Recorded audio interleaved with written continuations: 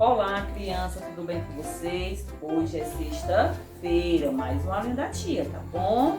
A aulinha de hoje é bem facinho, bem simples, tá bom? Já é sexta-feira, né? E a tia vai apresentar aqui a aulinha pra vocês. A atividade tá na apostila, é essa a atividade de hoje, ó. Primeiro vocês vão colocar o nome de vocês, capricha no nome de vocês, capricha na atividade.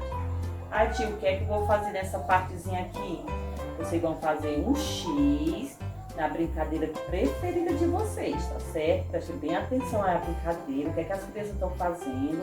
Olha, nesse quadrinho aqui, o pega-pega, brincando de pega-pega, pula corda, o esconde-esconde, tá vendo aqui? E o passa-nele, tá certo? Aí aqui na segunda partezinha, escreva a palavra folclore. Viu? Para nós não se esquecer das vogalzinhas. Vocês vão escrever a palavrinha, tá certo? Dentro do quadrozinho. E nessa última aqui, pinte as vogais da palavra folclore. Vocês vão pintar somente as vogais. Preste atenção, pega o alfabeto, separar as vogalzinhas, as letrinhas, tá certo? Aí vocês vão colocar aqui pintar. Faça bem bonito. E a tia vai desafiar vocês, tá certo? Você criança, você família. Você vai escolher uma dessa brincadeira para brincar, tá certo? Ah, tia, eu quero brincar do esconde-esconde.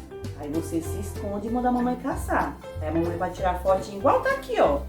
Né, ó, escondidozinho aqui de trás da árvore. Aí vocês podem se esconder aí dentro de casa, tá bom? De trás da porta, de trás do armário, tá certo? Capricha aí na brincadeira.